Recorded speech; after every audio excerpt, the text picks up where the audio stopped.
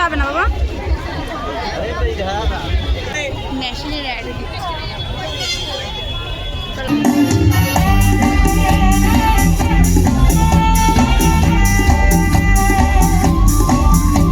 Hello everyone, আমি ইতিকা আরও একটি নতুন ব্লগে তোমাদের সবাইকে জানাই ওয়েলকাম। আশা করি সবাই খুব ভালো আছো আর আমরাও ভালো আছি। আজ হচ্ছে 25শে ডিসেম্বর, তাই সবাইকে জানাই মেরি ক্রিসমাস।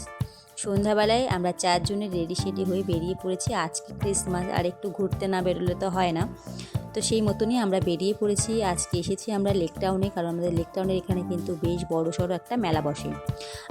ক্রিসমাসে এই ফার্স্ট টাইম আমি রয়েছে আমার শ্বশুর বাড়িতে। এর আগের পর্যন্ত আমি আমার বাপের বাড়িতে ক্রিসমাসটা কাটিয়েছি। আর বলতে পারো ক্রিসমাসের সময় আমাদের ওখানে বেশি ভালো লাগে ক্রিসমাসটা কাটাতে। আর ছোটোবেলা থেকে না কখনো আমরা এই ক্রিসমাসের সময়, বিশেষ করে শীতের সময় কোথাও ঘুরতে যেতাম না, কারণ আমাদের ওইখানে ঘোরার জন্য মানুষ আসে, তো আমরা আর কোথায় যাব। তো যাই হোক, আগের বছরও আমি আমার বাপের বাড়িতেই ছিলাম, এই বছর এখানে রয়েছি। তো এটা আমার লেক টাউনের মেলাতে সেকেন্ড টাইম আসা। তার কারণ হচ্ছে আগেরবার যখন ক্রিসমাস কাটিয়ে বাড়িতে আসি, আর তারপর আমার বর এই মেলাতে একদিন আমাকে নিয়ে আসে, কারণ এই মেলাটা তো বেশ কয়েকদিন থাকে আর কি। তো তখন একদিন নিয়ে এসেছিল, তখন এসে আমি এত ভিড় দেখিনি, কারণ তখন শুধু মেলাটাই ছিল আর হালকা আর কি ভিড়টা ছিল, এত ভিড় ছিল না। আর আমাদের বাসন্তী বাজারে যে মেলাটা হয় আর কি চার্জে, তাতে আবার এত ভিড় হয় না। একদিনের মেলা হয় ঠিকই, ভিড় হয়, তবে এত ভিড় হয় না।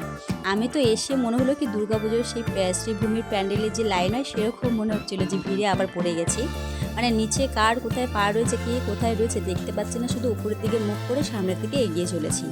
মানে কোথায় খাবারের দোকান, কোথায় খেলনার দোকান, কিছুই বুঝতে পারছি না। সাথে আমাদের দুই পুচকো রয়েছে, মানে এটাই মনে হচ্ছিলো যে একবার যদি হাত পুরুষকে যায় তাহলে তো খুঁজে পাওয়া মুশকিল হয়ে যাবে এই ভিড়ের মধ্যে। তোমরা যারা লেক টাউনের এই মেলায় এসেছো তারা তো জানো সেদিন কীরকম ভিড় হয়েছিল ক্রিসমাসের দিন, আর যারা আসুন তারা কিছুটা হলেও আমার এই ভিডিওতে বুঝতে পারছো।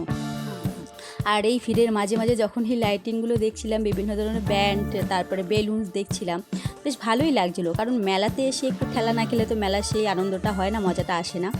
তো বেশ ভালোই লেগেছে সেদিন এসেছিলাম।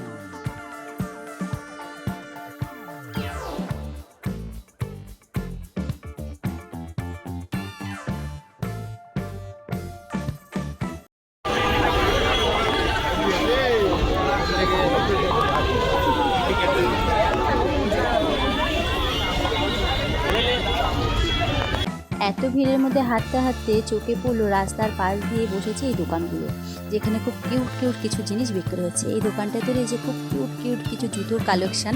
মানে আমি জানি না এই জুতোগুলো কী কাজে বা কোন কাজে লাগে, কিন্তু দেখতে অপূর্ব সুন্দর লাগছে, মানে এক কথায় কিউট যাকে বলে। আর তার পাশে একটি দোকানে দেখলাম এখানে আর কি ওই সানগ্লাস, হেয়ার ব্যান্ড, চাবি রিং, সান্তাক্লজের পেন, এই সমস্ত জিনিস আর কি বিক্রি হচ্ছিল। তো গিফট পারপাস কিন্তু বেশ অনেক জিনিস, মানে দোকান ছিল জিনিসের। আর মেলাতে কিছু পাওয়া যাক বা না যাক, কালারফুল বেলুনস কিন্তু পাওয়া যায়। এই মেলার রাস্তার একপাশে আর কি স্টেজ প্রোগ্রাম হচ্ছে, তোমাদেরকে দেখাবো আর ওই স্টেজ প্রোগ্রামটা কোথায় হচ্ছে। তো মেলা যে কদিন থাকবে প্রত্যেক দিনই সন্ধ্যা থেকে কিন্তু স্টেজ প্রোগ্রামটা হবে, এক একদিন এক এক রকমের আর কি থাকবে। আজকের দিন শুধুমাত্র ওই বিভিন্ন গানের মিউজিকগুলো হচ্ছিলো, আর এই মেলাতে পুরো মেলাটা আর কি এই মিউজিকগুলো শুনছিলাম, বেশ ভালোই লাগছিলো। আর তার মাঝে আমার সব থেকে ভালো লেগেছে ছোট থেকে বড় প্রায় সবার মাথায় এই লাল কালারের ক্যাপগুলো, মানে সান্তাক্লজের ক্যাপগুলো পরে ঘুরছে। এতে করে মেলাটা আরও কালারফুল হয়ে উঠেছে। লেক টাউনের এই ক্রিসমাস মেলাতে দোকানপাট আর লাইটিং ছাড়া তেমন কিছু নেই দেখার মতন। মানে যিশুর যে ছোটোবেলাকার বিভিন্ন ধরনের থিম করে সব জায়গায়, বা বড়োবেলায় কী হয়েছে না হয়েছে সেরকম কোনো থিম নেই যদিও, কিন্তু পুরো মেলাটা ঘুরতে খুব ভালো লাগছিলো, কেন জানি না খুবই ভালো লাগছে। আমার হাঁটতে হাঁটতে প্রায় লাস্ট মাথায় চলে গেছে, আবার হাঁটতে হাঁটতে এই মাথায় এসেছি। আচ্ছা, তোমরা কেউ কখনো মেলার মাঠে গিয়ে এরকম ট্যাটুর দোকান থেকে ট্যাটু করেছো? সেরকম যদি কেউ আমার ভিডিওটা দেখে থাকে অবশ্যই কমেন্ট বক্সে কমেন্ট করে জানিও যে তোমাদের কেমন লেগেছে এই মেলার মাঠ থেকে ট্যাটু করতে। আর এখানে দেখছিলাম ওয়াল কিছু পেন্টিং করা ছিল, খুব দারুণ লাগছিল। তো আমি ভাবছিলাম একবার দাম জিজ্ঞাসা করি, যদি আমার বাজেটের মধ্যে চলে আসে আমি একটা নিয়ে নেব। কিন্তু এগুলো প্রায় 1100, 1200, 1500 টাকা করে দাম বলছিল। আমার মনে হচ্ছিল দামটা একটু বেশিই বলেছে, যদিও আমি নিইনি। এখানে আবার দেখলাম কিছু সুতির শাড়িও বিক্রি হচ্ছিল। আর এই দিকটা রয়েছে ওই কিছু শোপিস মতন আর কি, ঘর সাজানোর জন্য সাইকেল, রিক্সা, এগুলো কিন্তু আমার বেশ ভালোই লাগে দেখতে। আর এদিকে রয়েছে কিছু পার্সের কালেকশান।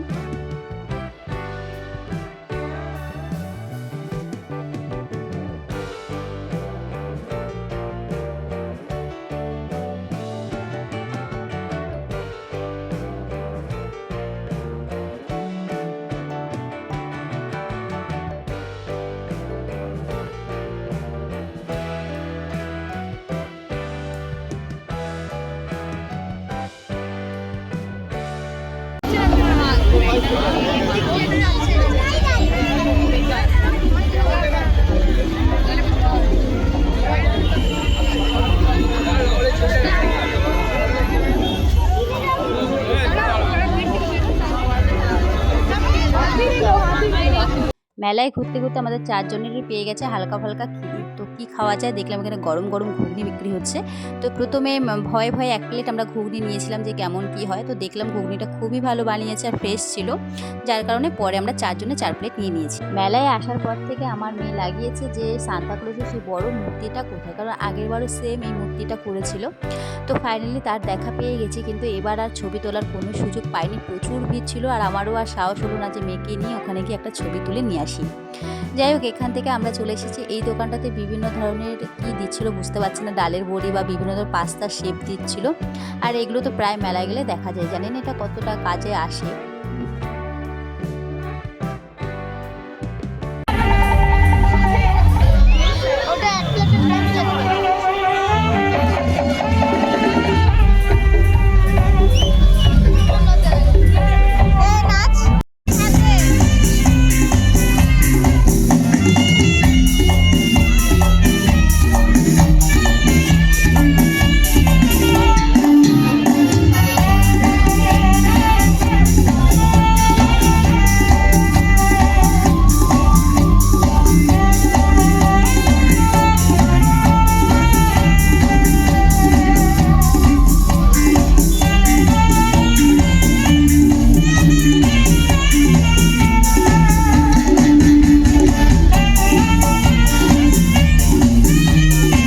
মেলায় ঘুরতে ঘুরতে এখন পেয়ে গেছে আইসক্রিম খেতে। মানে মেলাতে আসলে আইসক্রিম থামস আপ এসব না খেলে হয় বলো, তাই চারজনের জন্য 4টে স্ট্রবেরি আইসক্রিম নিয়ে নিয়েছি।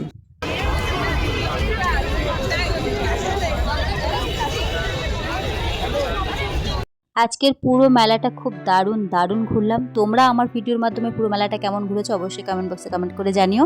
মেলা ঘুরে আমরা চলে এসেছি কেষ্টপুরে একটা মোমোর দোকানে, কারণ মেলার মাঠে মোমোর দোকানে মোমো খাওয়ার চান্স পাইনি, তাই বাচ্চাদের আবদারে এই দোকান থেকে এখন মোমো খাবো। আর এখানে আমরা অর্ডার দিয়ে দিয়েছিলাম ভেজ মোমো। তো যাই হোক, আজকের ব্লগের গল্পটা এখানে এন্ড করছে। আবারও নতুন ব্লগে নতুন গল্প হবে, ততক্ষণ সবাই ভালো থেকো, সুস্থ থেকো। আর আজকের ব্লগটা তোমাদের কেমন লেগেছে জানিও। আজকের মতো টাটা, বাই বাই।